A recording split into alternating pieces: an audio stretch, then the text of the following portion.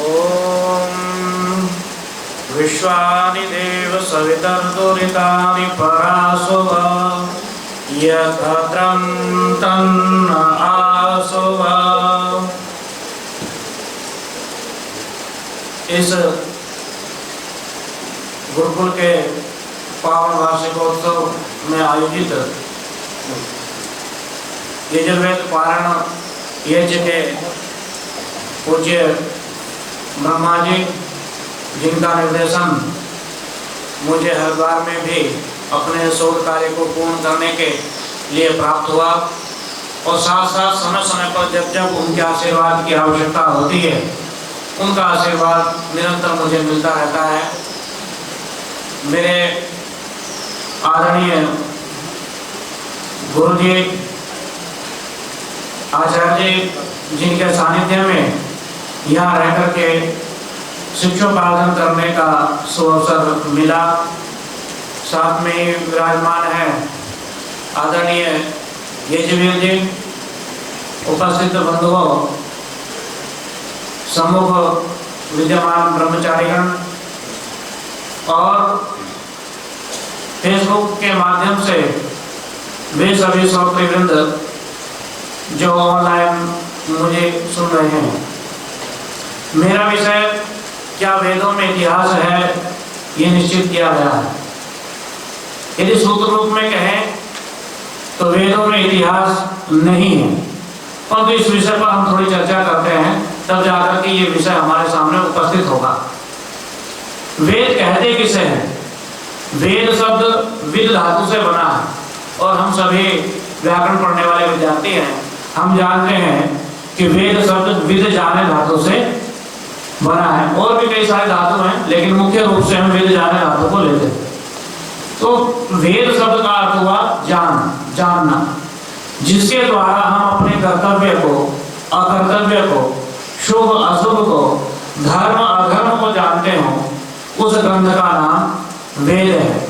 इसलिए मनुस्मृति में भी कहा वेदो खिलो धर्म मूलम। वेद क्या है? जितना भी धर्म इस संसार में विद्यमान है उन सब के मूल में अगर कोई ग्रंथ है तो वो वेद है। जिस मनुस्मृति की चर्चा अभी आपके समक्ष की जा रही थी, उसमें एक श्लोक कहा है, सर्वेषां तु नामानि कर्माणि च पृथक् पृथक्। सर्वेषां तु नामानि कर्माणि च पृथक् पृथक्। तो जितने भी नाम व्यवहार इस संसार में प्रचलित हुए, जितने भी कर्म इस संसार में प्रचलित हैं, वो सारे के सारे जो नाम लिए गए हैं, वो सारा का सारा जो व्यवहार प्रचलित हुआ है, उसके मूल में यही वेद है। उससे आगे बढ़ते हैं तो महाभारत में कहा यतः सर्वा प्रवृत्तय, कि जितनी भी विद्याएं हमको देखने के लिए मिल रही हैं, चाहे वो भूगर्भ विद्या हो, चाहे वो वैज्ञानिक विद्या हो, चाहे वो नौ विमान आदि विद्याएं हो, उनके मूल में भी कहीं ना कहीं हमारे वेद मंत्रों का ज्ञान ही विद्यमान है। तो इन तीन चार चीजों पर अगर हम विचार करते हैं तो सार रूप में ये बात समझ में आती है कि वेदों में अगाध विज्ञान विद्यमान है। वेदों में ज्ञान का अगाध समुद्र विद्यमान है। आवश्यकता केवल है कि उस अगाध ज्ञान रूपी समुद्र में गोता लगा करके उन मोतियों को प्राप्त करने वाले व्यक्ति की। लेकिन आपने देखा होगा कि आवश्यकता नहीं कि जब कोई व्यक्ति यदि समुद्र में गोता लगाए तो उसको रत्न मिलेगा ही, यह आवश्यक नहीं है, यह अवश्य नहीं है। हो सकता है कि 10-20 आदमी अगर समुद्र में कोशिश करें, प्रयास करें, तो उनमें से किसी एक के हाथ ही मोती लग सकता है, अन्य सभी खाली हाथ भी लौट सकते हैं। ये वेद भी ऐसा ही है। यदि वेद मंत्रों को आप समझने का प्रयास करेंगे, वेद मंत्रों को आप पढ़ेंगे, तो जरूरी नहीं कि एक बार वेद का मंत्र पढ़ लेने से आपको वेद के ज्ञान का आभास हो जाएगा, या आप वेद मंत्र किस विषय की ओर इंगित कर रहा है वो ज्ञान आपको प्राप्त हो जाएगा। ये संभव नहीं है। यदि इतना संभव होता, इतना आसान होता, तो आज सारा विश्व वेद के ज्ञान से आप्लावित होता, प्रत्येक व्यक्ति वेद के ज्ञान को समझ सकता था। लेकिन कारण क्या है?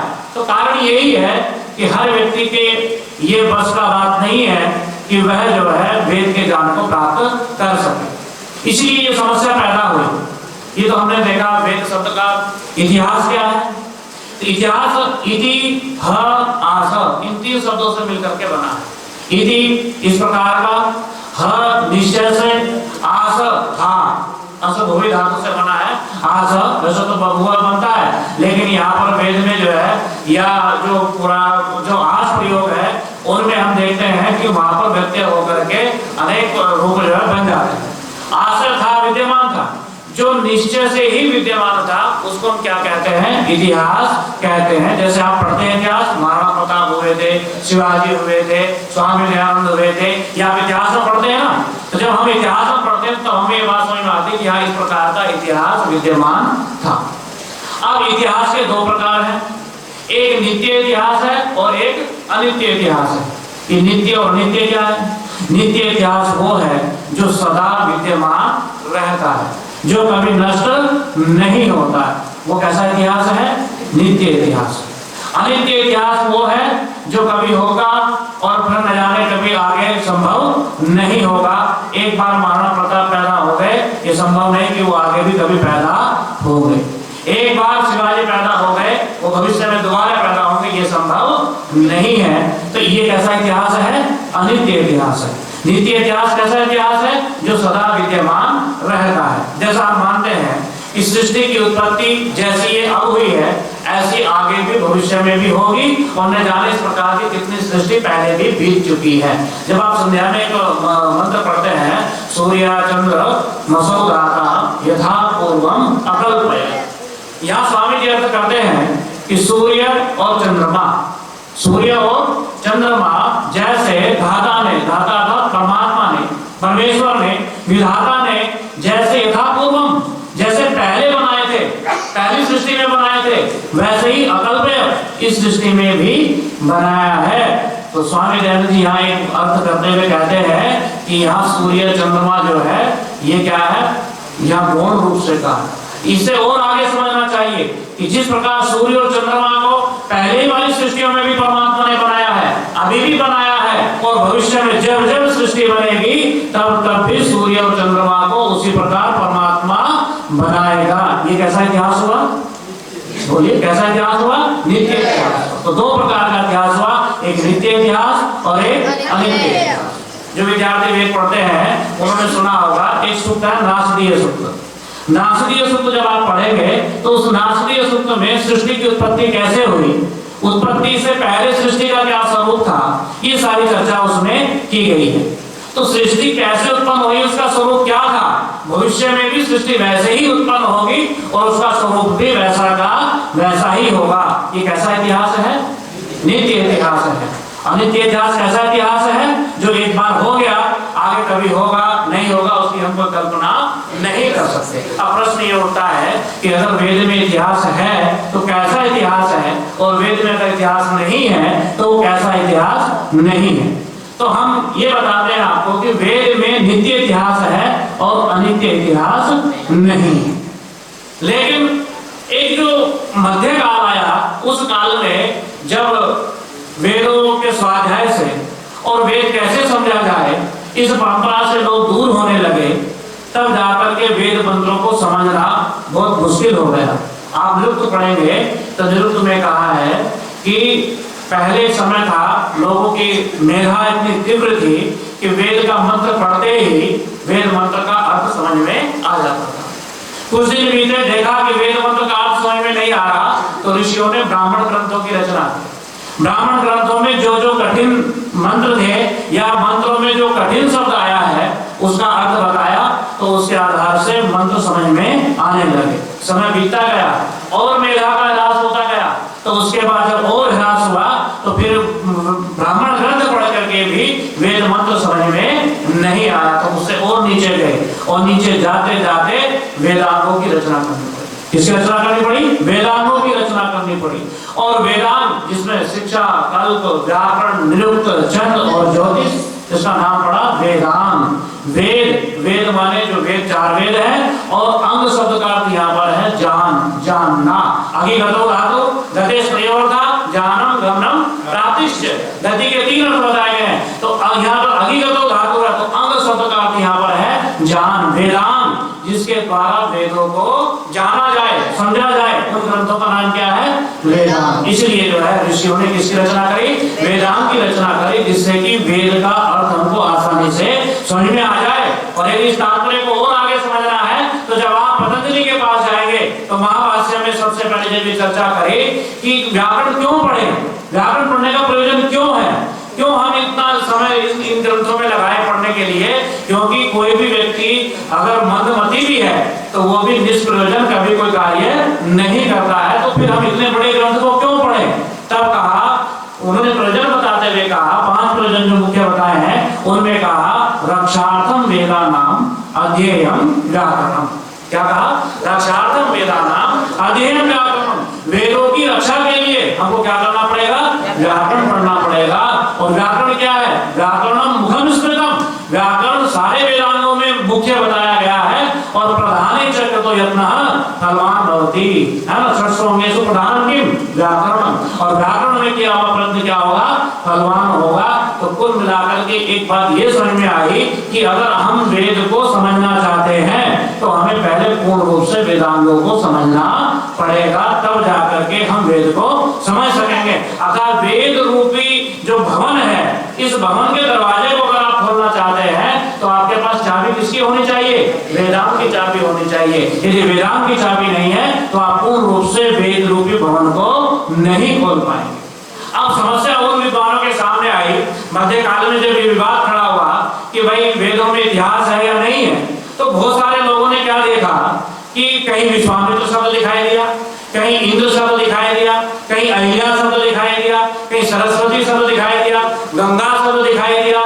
तो उन्हें लगा कि इनमें गंगा का मतलब गंगा का इतिहास है, सरस्वती का मतलब कहीं सरस्वती नदी का वर्णन है, और विश्वामित्र का मतलब यहाँ विश्वामित्र ऋषि का वर्णन है। कहीं महावीर शब्द आया तो लगा कि सारी यहाँ जो जैनियों के जो तीर्थंकर है शायद ये उनका वर्णन है। इसी प्रकार एक एक शब्द को लेकर के और ये कल्पना कर ली गई कि वेदों में क्या है? इतिहास है। अब वेदों में इतिहास है या नहीं है ये आप अपने आप निश्चय करिए। मैं एक मंत्र आज आपके सामने उपस्थित कर रहा हूँ। एक मंत्र जब हम प्रातः काल मंत्र पाठ कर रहे थे तभी आया यजुर्वेद में तमोत्वा पाथ्यो वृषा समिधे दस्युहंतमं धनंजयम रणे रणे। ठीक है, अब इस मंत्र का अर्थ आप देखिए। मैं एक मंत्र का अर्थ आपके सामने इसका प्रस्तुत कर रहा हूं और फिर आप भी विचार कीजिए, श्रोतागण भी विचार करें कि क्या वास्तव में इसमें कोई इतिहास की कल्पना की गई है या नहीं की गई। पाथ्य, पाथ्य शब्द जो बनता है पाथो नदीभ्याम डेढ़ सूत्र है 4थे अध्याय में, अष्टाध्याय में, उससे डेढ़ प्रत्यय होकर के पाथ्य शब्द बनता है।